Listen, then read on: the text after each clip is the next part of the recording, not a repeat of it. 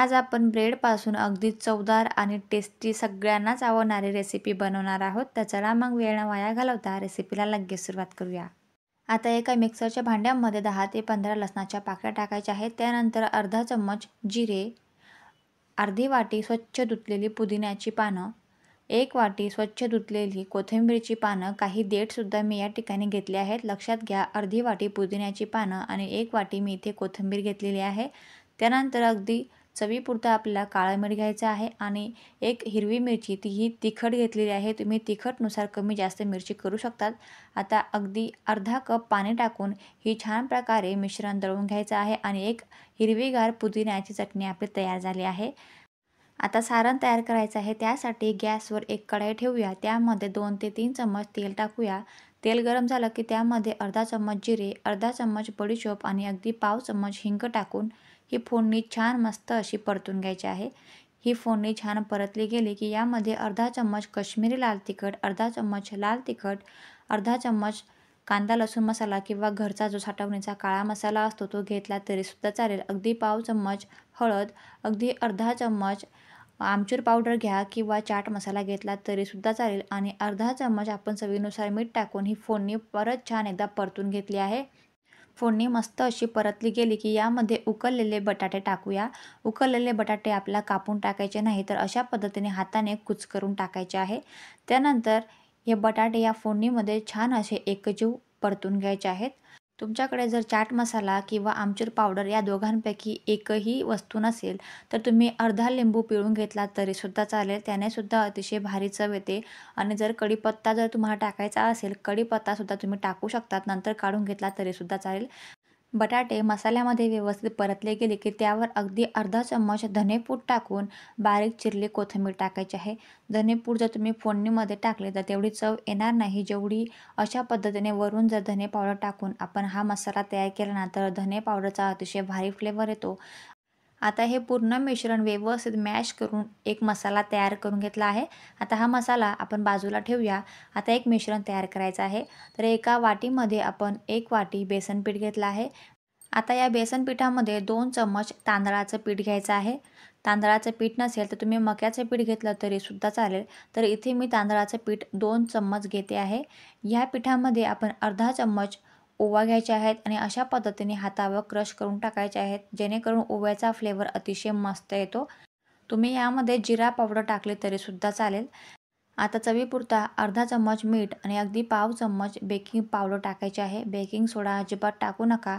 सोडा का नाही वापरायचा तर मी तुम्हाला पुढे व्हिडिओमध्ये सांगणारच आहे, त्यामुळे व्हिडिओ शेवटपर्यंत बघा. आता सगळं साहित्य आपण व्यवस्थित एकत्र करून घ्यायचं आहे, मिक्स करून घ्यायचं आहे. आता यामध्ये टाकूया अगदी पाव चम्मच हळद. हळद या पिठामध्ये व्यवस्थित मिक्स करून घ्यायची आहे आणि त्यानंतर अगदी थोडं थोडं पाणी टाकून एक बॅटर तयार करून घ्यायचं आहे. खूप जास्त पाणी एकाच वेळी टाकू नका. अगदी थोडं थोडं पाणी टाकून आपल्याला हे एक मिश्रण तयार करून घ्यायचं आहे. खूप जास्त घट्ट किंवा खूप जास्त पातळ न बनवता व्हिडिओमध्ये दाखवल्याप्रमाणे आपल्याला एक मिश्रण तयार करून घ्यायचं आहे. मिश्रण बनवत असताना या पिठामध्ये अजिबात गठुळे राहायला नको. अशा पद्धतीने आपल्याला व्यवस्थित हे मिश्रण तयार करून घ्यायचं आहे. थोडं थोडं पाणी टाकायचं आहे. जेमतेम अर्धा ग्लास आपल्या या ठिकाणी पाणी लागलं आहे आणि सेम या पद्धतीने आपल्याला एक बॅटर तयार करून घ्यायचं आहे, मिश्रण तयार करून घ्यायचं आहे. जर तुमच्याकडनं एक्स्ट्राचं पाणी टाकलं गेलं असेल आणि मिश्रण खूप जास्त पातळ झालं असेल तर थोडंसं बेसन पीठ टाकून तुम्ही हे मिश्रण व्यवस्थित तयार करून घ्या. तर व्हिडिओमध्ये पाहिल्याप्रमाणे आपल्याला हे मिश्रण अशा पद्धतीने तयार करून घ्यायचं आहे. जेमतेम चम्मचला व्यवस्थित कोट होईल अशा पद्धतीने हे मिश्रण घट्ट पाहिजे, म्हणजे खूप जास्त घट्टही नाही आणि खूप जास्त पातळही नाही. आता बेसनाचं मिश्रण एका बाजूला ठेवून देऊया. आता काही मी ब्रेडचे स्लाईस घेतले आहेत. जी आपण बनवलेली पुदिन्याची चटणी होती ती घेतली आहे. टोमॅटो केचप घेतला आहे आणि जो आपण आलू मसाला तयार केला होता ना, तो आलू मसालासुद्धा मी या ठिकाणी घेतला आहे. आता ब्रेड तुम्ही कोणतेही घेतले तरीसुद्धा चालेल. लहान ब्रेड घ्या किंवा मोठे सँडविचचे ब्रेड असतात ते घेतले तरीसुद्धा चालेल. तुमच्या सोयीनुसार तुम्ही घेऊ शकतात. सर्वात आधी आपण एका पोळपाटावर किंवा ताटावर एक ब्रेडचा स्लाइस घ्यायचा आहे. त्यावर आपण ही पुदिन्याची चटणी लावून घ्यायची आहे. जर तुम्हाला पुदिन्याची चटणी जर आवडत असेल तर जास्त लेयर लावा, म्हणजे खूप घट्टसर किंवा जाड थर लावा आणि जर तुम्हाला पुदिन्याची चटणी जास्त आवडत नसेल तर अगदी पातळ लावला तरीसुद्धा चालेल. आता एका स्लाईसवर आपण व्यवस्थित पुदिन्याची चटणी लावून दिली आहे. आता दुसरी स्लाईस घ्यायची आहे आणि या दुसऱ्या स्लाईसवर आपण टोमॅटो केचप लावायचा आहे. सेम याच पद्धतीने आपल्याला जर टोमॅटो केचप जास्त आवडत असेल तर जास्त लावा. आवडत नसेल तर अगदी पातळ लेयर लावला तरीसुद्धा चालेल. टोमॅटो केचपच्या ऐवजी तुम्ही सोया सॉस लावलात तरीसुद्धा चालेल किंवा चिली सॉस किंवा तुमचा जो आवडता सॉस असेल तो लावलात तरीसुद्धा चालेल. आता दोघं स्लाईसवर आपण टोमॅटो केचप आणि पुदिन्याची चटणी लावून घेतली आहे. आता आलू मसाला घेऊया आणि एका स्लाईसवर आपण हा आलू मसाला व्यवस्थित लावून घ्यायचा आहे. तुम्हाला जर या रेसिपीमध्ये आलू मसाला जास्त आवडत असेल तर थोडा जाड थर लावा. जर तुम्हाला आवडत नसेल जास्त तर थोडीशी बारीक लेयर लावली तरीसुद्धा चालेल. तर इथे मी खूप जास्त आलू मसालाचा जो लेयर आहे तो लावते आहे. आलू मसाल्यामुळे या रेसिपीला खूप जास्त भारी चव येते.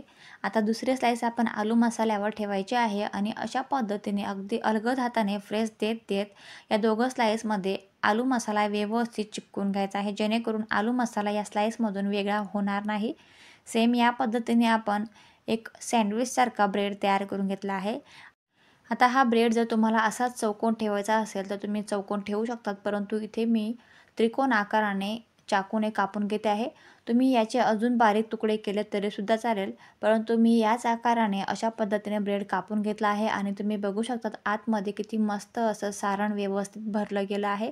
सेम याच पद्धतीने आपण सगळे ब्रेड्स भरून घेणार आहोत. तुम्हाला जेवढेही क्वांटिटीचे बनवायचे असेल त्या पद्धतीने आपण भरून घेणार आहोत.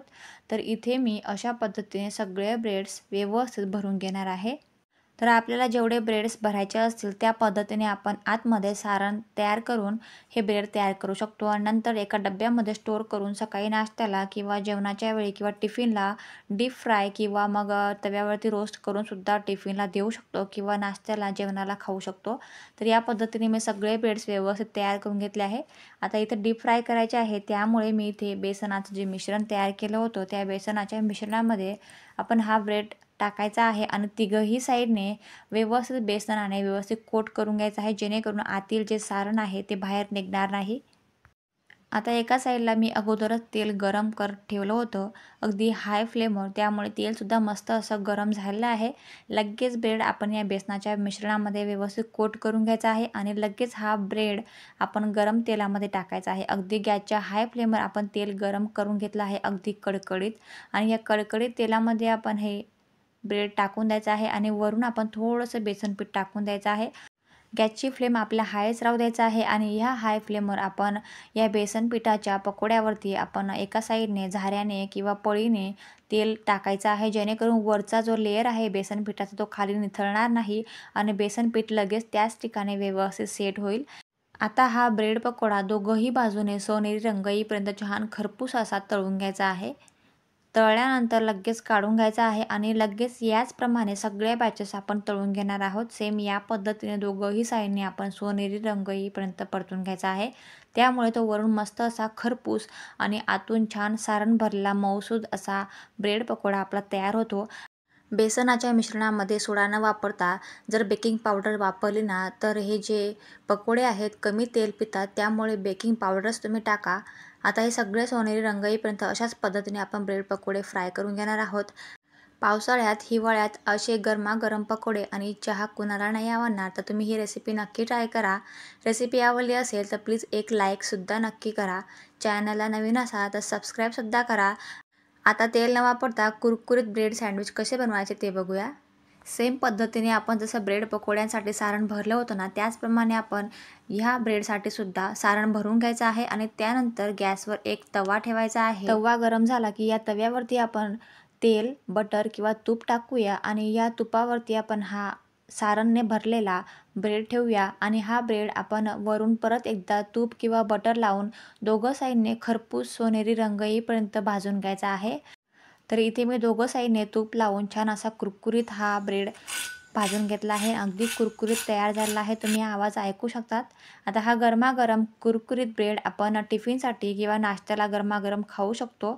तुम्हाला आजची ही रेसिपी कोणती आवडली मला कमेंट करून नक्की सांगा.